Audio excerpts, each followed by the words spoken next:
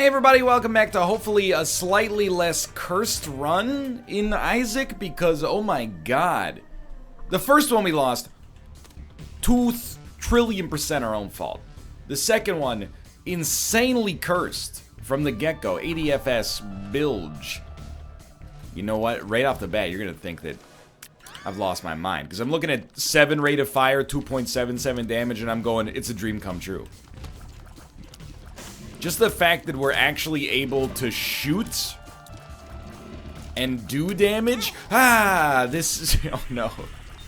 It's all going wrong again.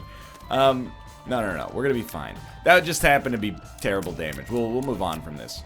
To put it in perspective, on our last run, oh, it's an XL floor, I see. On our last run, the best we ever got to was 10 rate of fire, 4 damage. And that was after, I'm getting a lot of cards, man. That was after a ridiculous amount of firing in the same direction in order to enable Epiphora. So as far as I'm concerned, like as of right now, you couldn't make me much happier. One way you could make me a little happier would be to give me some more HP, but you know, that's up to us. The world's our oyster, all we gotta do is shuck it. Dude, I've never thought about that, you know? Life's a garden, dig it. Life's a ship, frig it. Life's an oyster, shuck it. Can I want to do a bit on oysters. Is that acceptable to you? You guys like oysters? I love them. I really do. It's like, I know the danger, not a danger necessarily, but like the thing that people don't like about oysters is that you're eating a whole animal. Unless you want to be pedantic, because you're not eating the top half of the shell, I guess, but well, you shouldn't eat either half of the shell, unless you're like that one weird dude who ate an entire airplane, in which case, I'm not going to stop you, but you might want to go see a doctor. It seems like you got maybe some kind of, you know, nutritional or mineral deficiency somewhere in your body. Anyway, once you start craving calcium to that degree, if you're eating eggshells, it's time to go speak to a nutritionist, I think. But I really like them, but I can't be trusted with them because oysters are so expensive for the amount that I want to eat. The last time I had, well, okay, I had some fried oysters like 3 days ago, which is part of what has triggered this conversation. The fried oysters, by the way, you're gonna freak out. Your head is gonna explode. I live like near the ocean. Go look at where Vancouver is on a map. They were $3.25 an oyster, and I have to be honest with you, I was kind of like, that's not that bad. Now, you know, I think we invest here. I need to win. I need morale. I kind of want Hive Mind as well, but we'll see if we can get it. This is not for a raw oyster. This is for a, you know, a fried oyster. So there is some preparatory aspect of it that goes into it. They were delicious. 3 oysters, though. Basically 10 bucks. Pretty expensive. If you want an oyster, like, on the half shell, they're kind of like wine, right? Like, I don't know what I want in an oyster. They always do like, oh, it's $2 a shuck. And I'm like, I don't know what that means. It's like, oh, if you want the super good oysters, though, they're $3.50 a shuck. And I don't know. Just tell me which ones I want. Give me the cheapest ones. They're like, oh, you like eating dirt? You like eating watery dirt? No. Okay, give me the most expensive ones. Oh, I didn't realize we had a celebrity in tow here at the Oyster Barn, which is a totally fictional name of a restaurant that doesn't make any sense. The last time I had oysters on, thank you, on the shell was when Dan Giesling was buying them. I do not mind being the benefactor of a charitable oyster purchase. Mom's lipstick. Not a transformative get, but dude, this is where everything is gonna start to fall into place. Dry Baby has come from the ashes and the ether in order to carry us to a new land. We're gonna pop the strength card for whatever our deal with the devil is. Take whatever is in it for free, even if it sucks. We want the precedent, considering it only costs us a card. Absolutely. It's not even a contest. Now, there is stuff to think about in here. What would we prefer? Rotten Baby is better. See what you get. See what you get. Alright. I was really hoping for Balls of Steel. Life goes on. So now Hive Mind might have been a better choice, but it's the thing is when you buy more options, it's going to be better for you later. Hive Mind is better immediately, but we have a huge chance to, you know, by selecting the one that we want, like the item we want from every shop, we're probably going to be much better off. So this run's got every available opportunity to succeed. I just think oysters should be cheap, and I feel this way about a lot of stuff in my life. Oysters should be cheap because I want them to be cheap. Like, in contrast, you know, crab, okay? Crab is expensive. Why is crab expensive? You ever seen Deadliest Catch?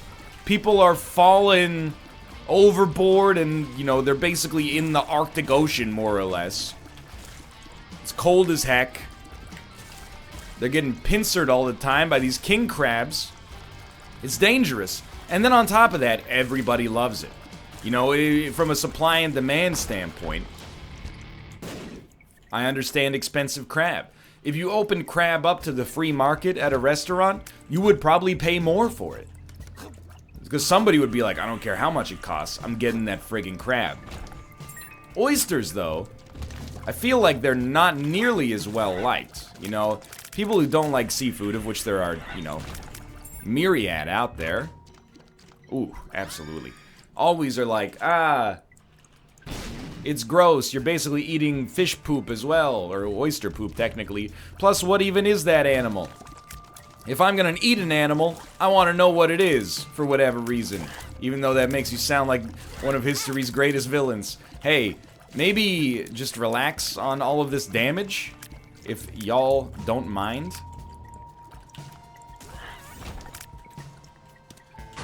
Well, here's what I'm thinking.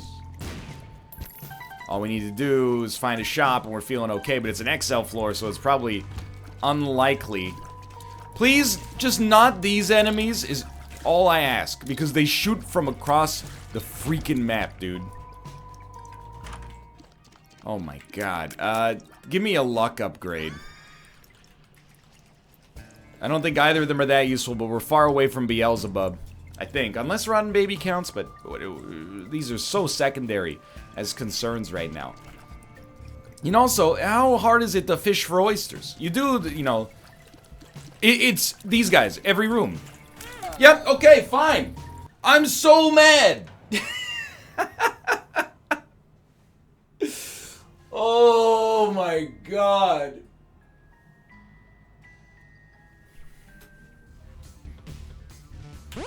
I got mind flooded, I'll admit, on that room. But at the same time, those guys, there's no space that's safe, so you gotta stay on the move. And then there was you could go back and watch the footage. There was a blue fly bounced the wrong way, and all of a sudden everything came crashing down like a live song. We're fully cursed. 13 rate of fire. 3.43 damage. Oh, my feeling coming back again. All I'm trying to say, I just want to get this bit out, okay? Oysters are like the sea's garbage. They don't seem dangerous to fish. You do have to use a knife to get them off the shell. I understand that part's a little danger associated with that. I don't work in seafood processing. I'm not trying to say that it's not a, you know, a thankless job. I'm just saying, crab, lobster, I get it. I've seen Deadliest Catch. There's ain't no Deadliest Catch about oysters.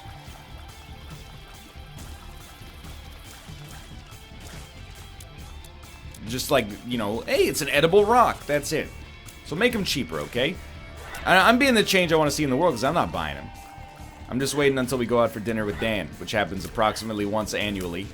And then, inevitably, he'll reach for the bill, and I'll reach for the bill, and I'll be like, nah, nah, nah. And he'll be like, nah, nah, nah, nah, nah.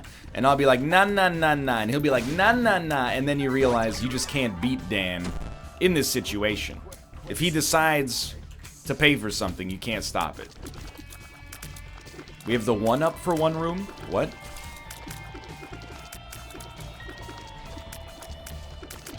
It's the main thing of adult life when you go out to eat at a restaurant. You should always assume that it's gonna be everybody's gonna be paying for themselves, and that's fine. But if somebody starts the process of wanting to pay for the bill, gotta help you, you know? Sometimes, you know, Kate and I'll be out to dinner with friends, and I'll wait, or her parents even, and I'll wait till, you know, they go to the bathroom, and then I'll lean over to Kate and be like, are we picking this up? And she's like, I don't know. And I'm like, should we pick this up? And she's like, I don't know. Who picked up the last one? I don't know. That was like 8 months ago. I don't know. Okay, you know what? I'll tell you what. We'll pick it up. And then, you know, the bill comes out.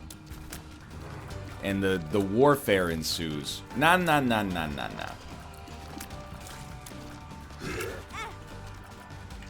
I've said it before. When it comes to the etiquette of who pays the bill, I will never fight over the bill twice.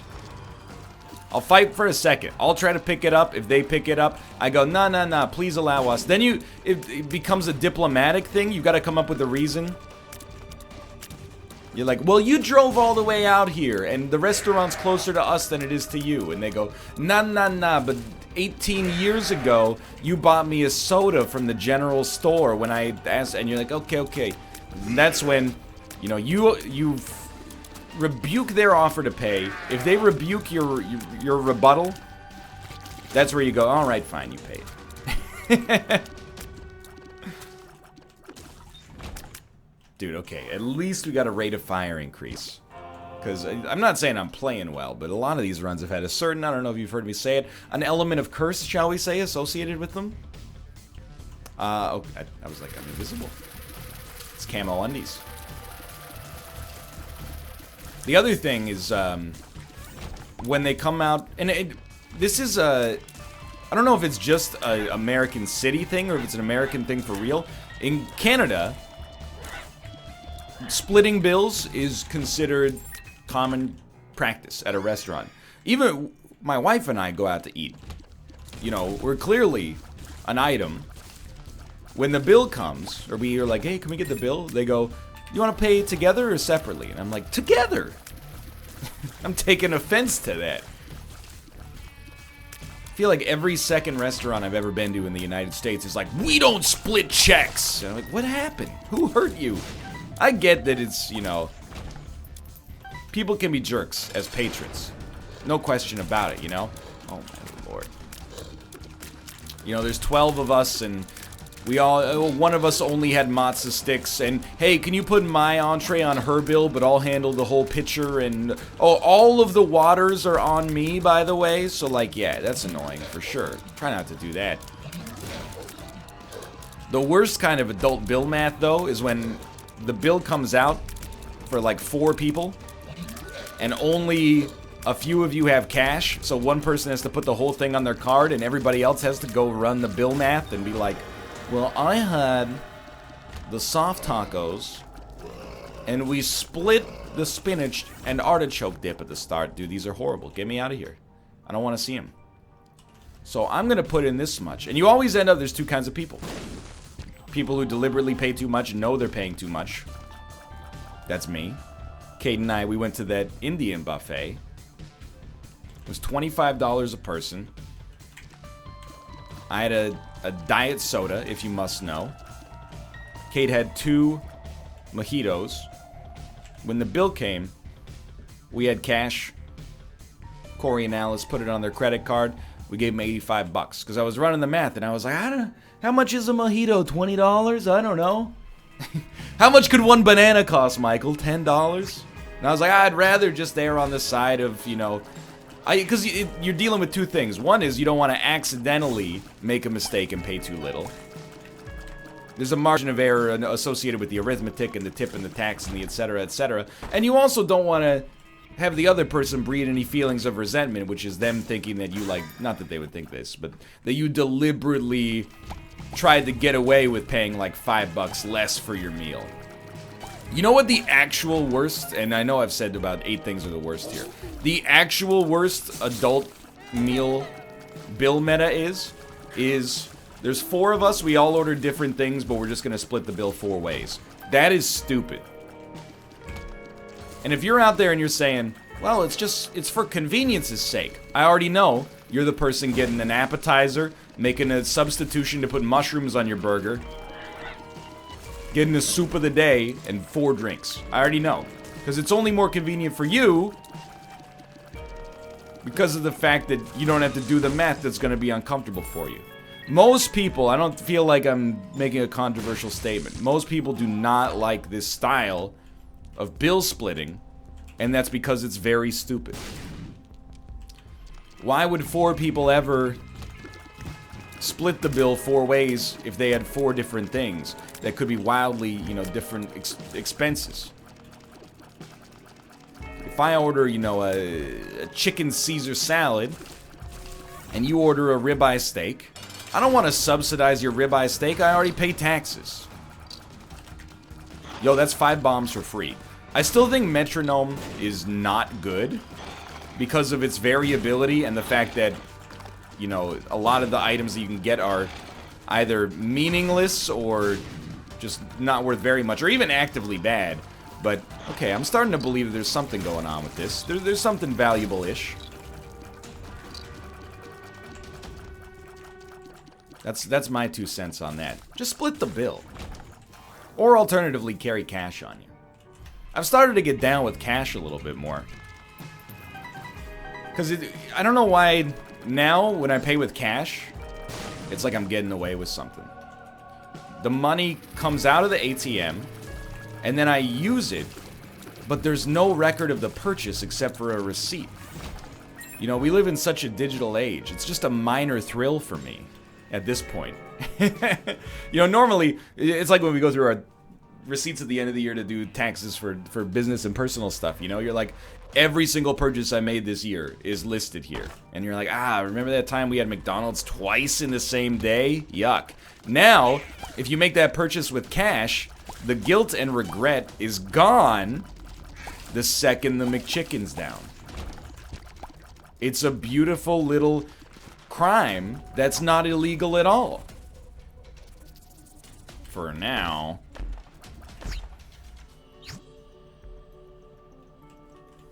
I guess I'll take the miter.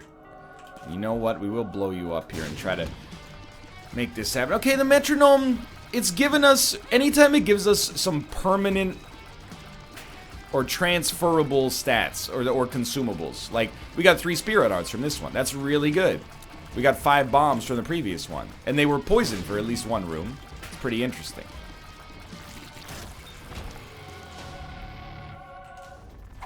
I think I've said my piece on... wait, are you a wizard? I was just gonna say, I'm glad this works. Kudos. If you have dunce cap, are you a wizard should make you shoot straight. I love it. Also out the sides of your head, apparently. Why is my computer... Are you mining Bitcoin? Digital Storm, you gotta tell me if you're mining Bitcoin in the background.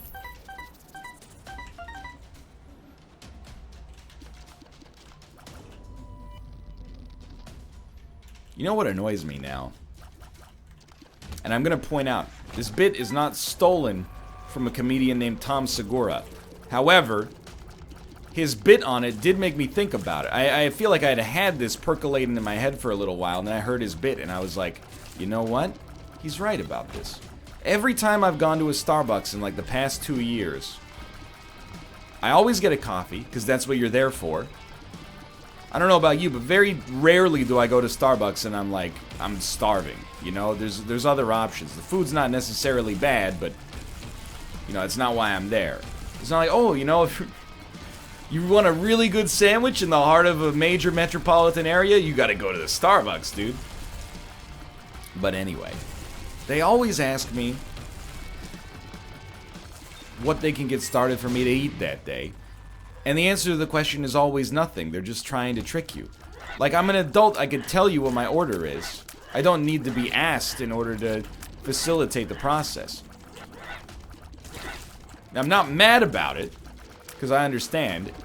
And sometimes it's nice to have kind of a guilt-free opportunity to order something else, right? Like, if it ever came up in court, I could be like, there's nothing I could have done, dude. She asked me if I wanted a croissant. Leading the witness.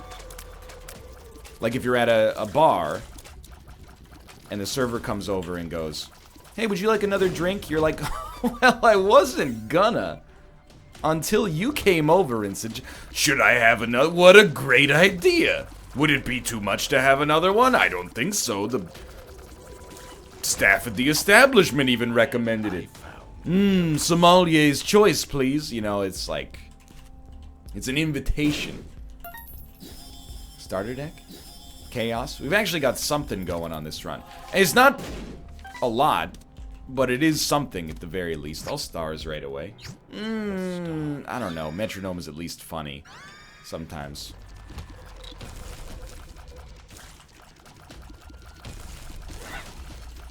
Always find it interesting. I have a real question for you. And I want to point out, by the way, this is not mired in me being 200 years old, thinking, oh, kids these days, you know, oh, can't even go to McDonald's without them getting my order wrong. This is a real question coming from a position of somebody who wants to learn. This is not a bad faith argument. I'll make that distinction every single time. I'm willing to be Elon, okay? If you're gonna take this out of context to own me, by all means, okay? As long as I learn a lesson out of it, I'll just log off Twitter for like 2 hours. That's fine by me. It would actually be a blessing. But why is it that at Starbucks, like 98% of the time, I get exactly what I ordered? And at McDonald's, there's like probably a 30% chance that something's gone wrong with the order some way or the other. The worst one I ever had from McDonald's, and it's a totally understandable mistake, but still was like the intersection of like easiest to understand how it happened and simultaneously the most frustrating to have happened. We went, oh no. Still, this, I mean, is extremely great, but oh no, nonetheless. We went through the drive-thru, and we got 2 orders of the same thing. A chicken McNugget meal, fries, and a drink. Same drink. Comes out. We drive off. Kate looks in the bag. There's only 1 meal in here. So, you know, I'm sure what happened is there was like a 2x. But, you know, the muscle memory is like, hey, I'm just reading the rows, and all of a sudden, you know, you pack the bag, you don't understand. It's fine. It happens, okay? It's not gonna sue the corporation. It's a little ridiculous. Mistakes happen.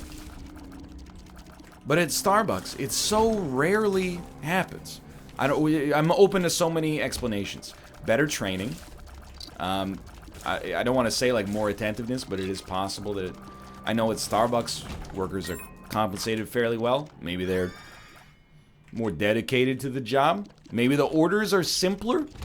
To be fair, at Starbucks, I don't order complicated stuff, you know?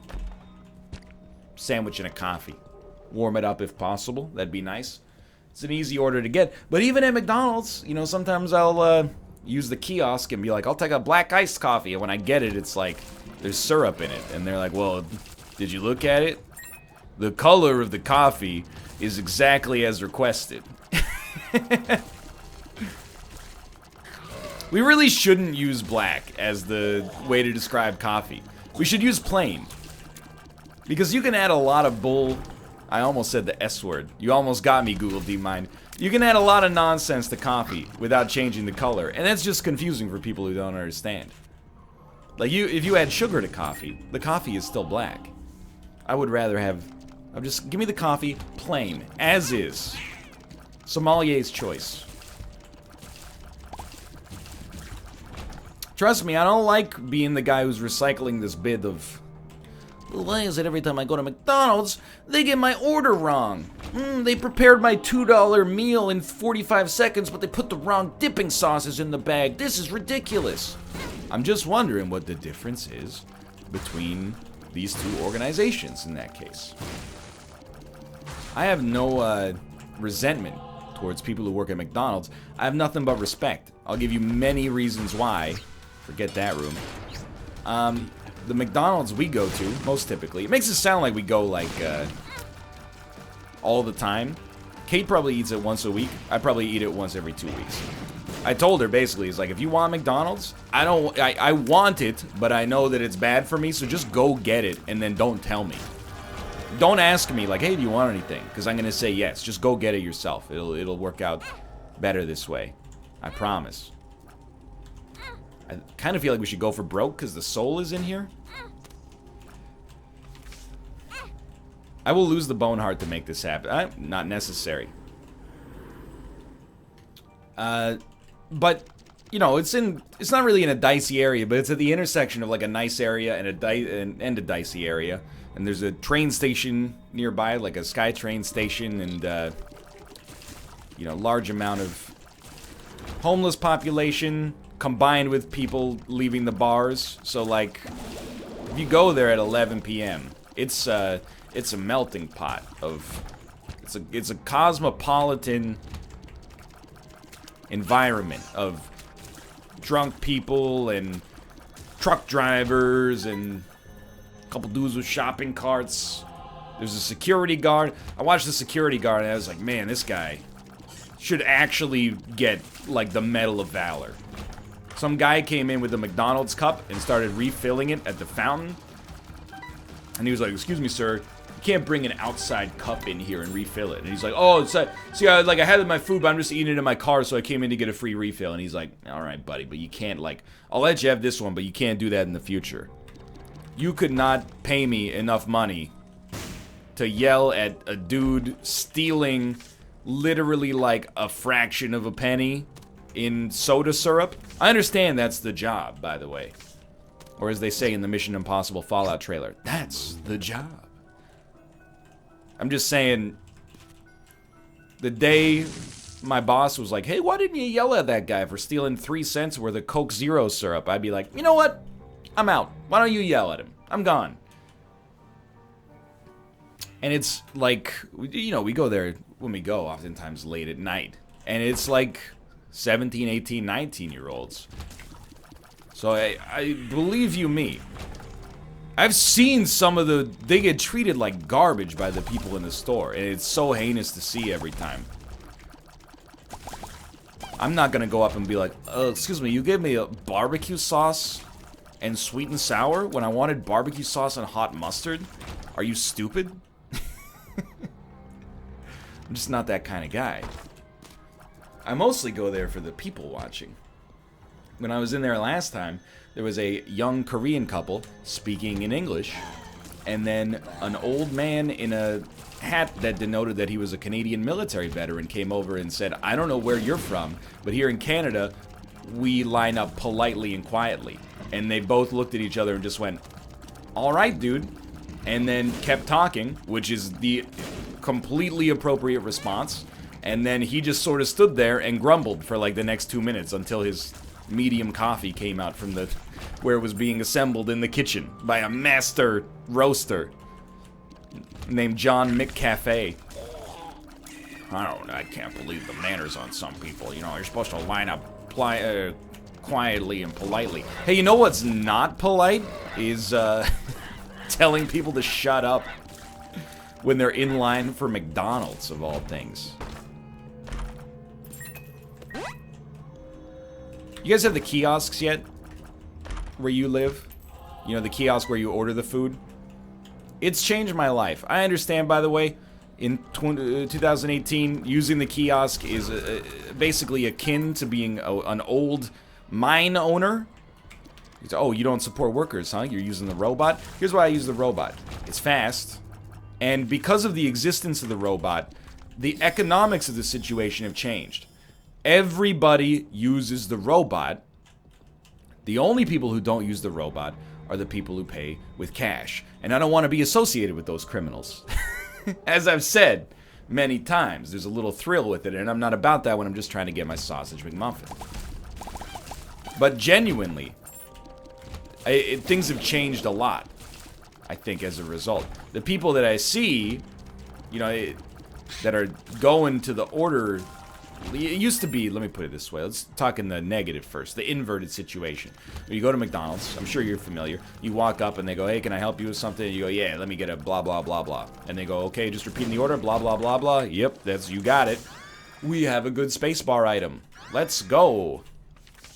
Now, all of that is handled by the robot, but you can't pay cash with the robot, you can't use coupons on the robot, and also, if you're lonely, you can't waste the robot's time by talking to it a lot.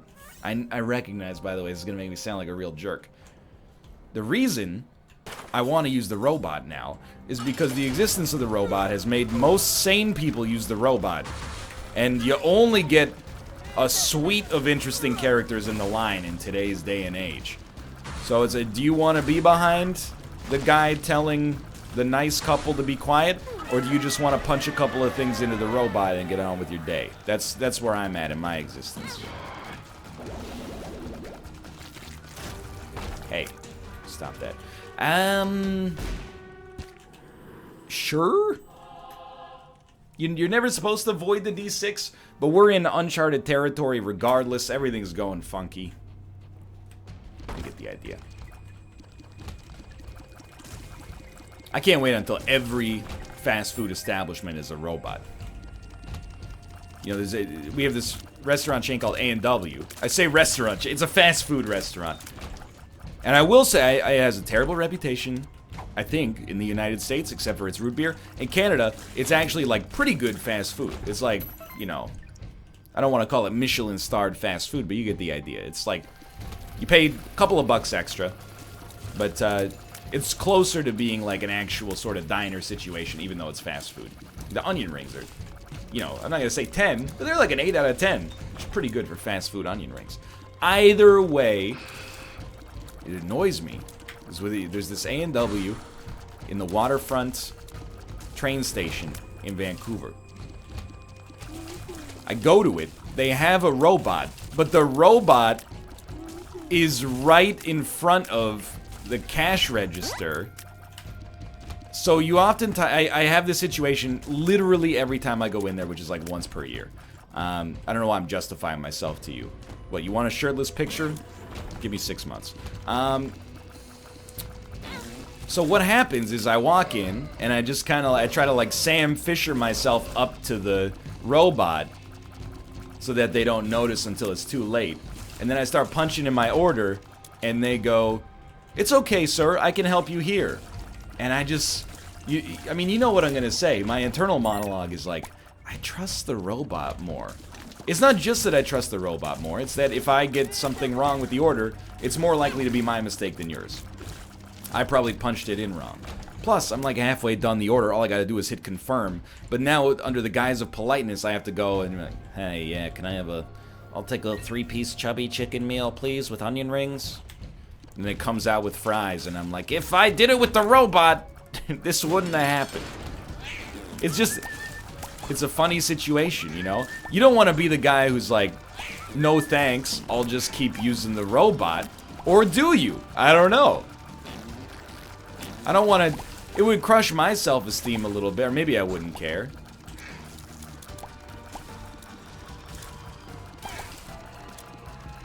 I don't know, man.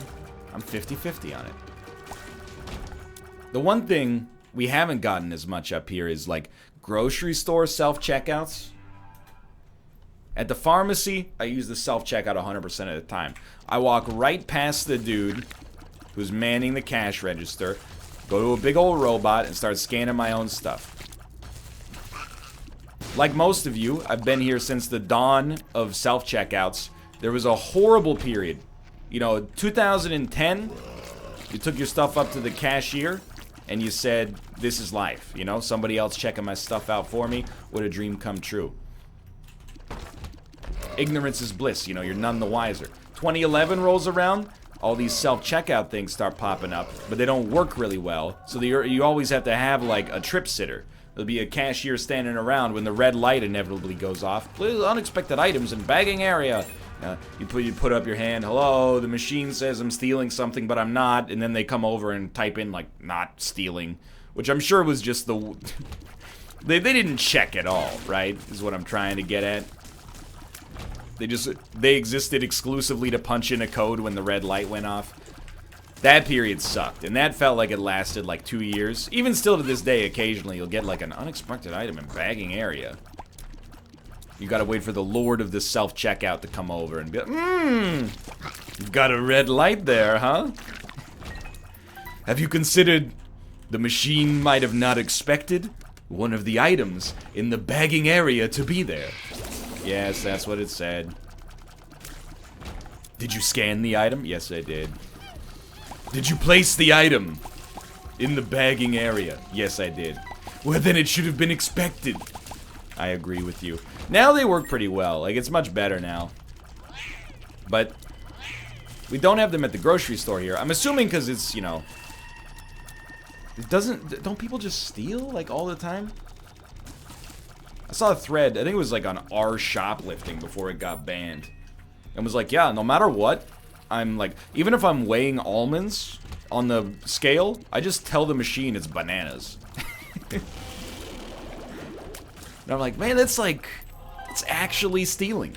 That's a white-collar crime. That's like embezzlement. You're embezzling from the grocery store. It's not like you put a sausage in your waistband and then walked out, but I think it might be worse, actually, because, you know, it's so much harder to catch.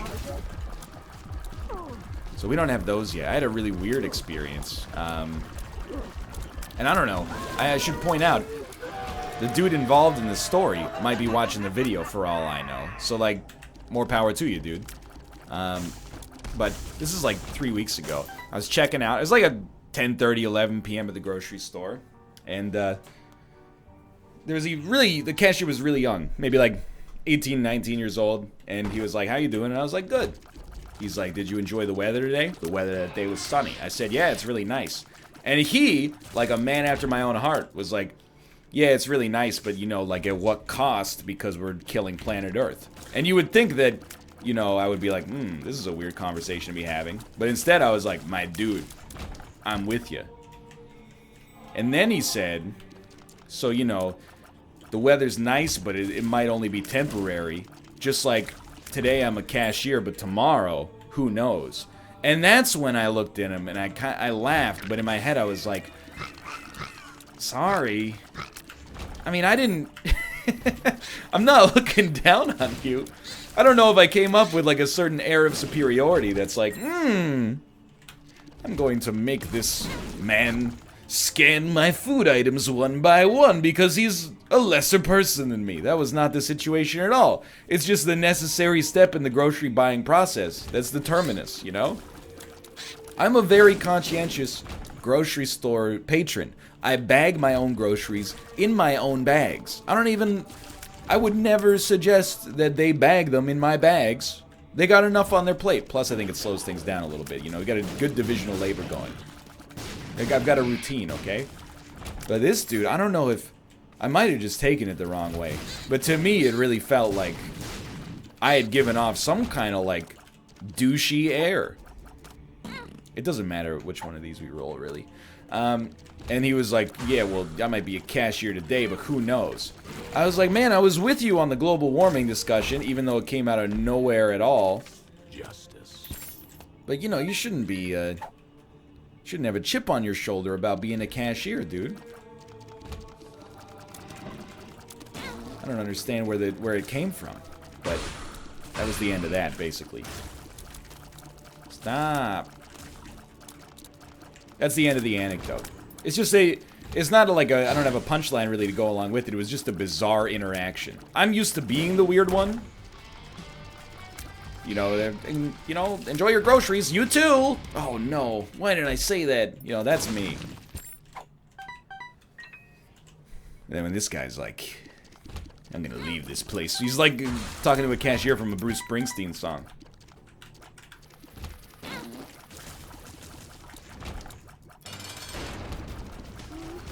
In my head, I'm doing like it's Born to Run, but like, baby, we were born to bag, but it doesn't really make any sense. I'm so happy we have like a mild redemption arc today's video, because I was reaching a unique level of existential ennui, you know, just like how I'm not going to be a cashier forever. I understand that life, though. I didn't work bad jobs. I'm not even suggesting it's a bad job, okay? I'm just saying he didn't seem happy with it. So get off your high horse if you're going to make a comment at me about calling it a bad job. That's all I'm saying. I worked at Goodwill. At Goodwill, my job was helping people unload the garbage that they were donating to the store. And I'm not saying everything that was donated to the store was garbage, but I am saying there were times when you'd open a bag that somebody gave you, and you're like, oh, this is a garbage bag, but it's not full of old sweaters. This one's full of actual garbage. Or you'd open up a bag and there'd be like rat poop inside of it, and you're like, well, it's 2006 and minimum wage is $8.50. Not worth it. But it didn't really have much of a choice at the time, you know? So I feel you. But you don't have to, get on my case about it. I'm just trying to get out here with the, the prepackaged locks that I bought at the fish counter.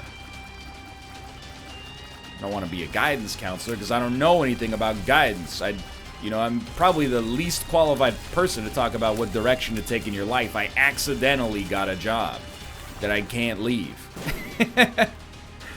I've accidentally become like emperor for life somehow. And it's sick, but I mean, you can't do it. There can only be one. That's the ticket. You're not gonna hit me. Okay, you're gonna hit me, but you didn't hit me hard. That was the worst job. Well, the moving, but moving was only for one day. Goodwill was really more like an expedited moving process. I still remember how I quit. Basically, I got a better job. But, I don't like confrontation. It's a real weakness for me. If I ever have an awkward situation with somebody, or like they've wronged me, even if we're friends, my first instinct is not like, I'll cool off, then I'll talk to them. I cut them out of my life forever. They're just gone. I'm like, well, you should have thought of that before you took the last slice of pizza, if you wanted to be friends with me. No, I'm not that petty, but most of the time. It depends how hungry I am and what kind of pizza it is, to be honest. But, I don't want to tell my boss at Goodwill that I'm quitting with a lot of notice. Because they might take offense to that and be like, oh, is this a bad job? They already knew that. Now that I'm older and have a little bit of understanding, they knew it was a bad job. And I should have just been like, hey, just saying, no hard feelings, but I'm moving on. But anyway, I got a better job. Because nothing motivates you to get a better job like having a terrible one. And,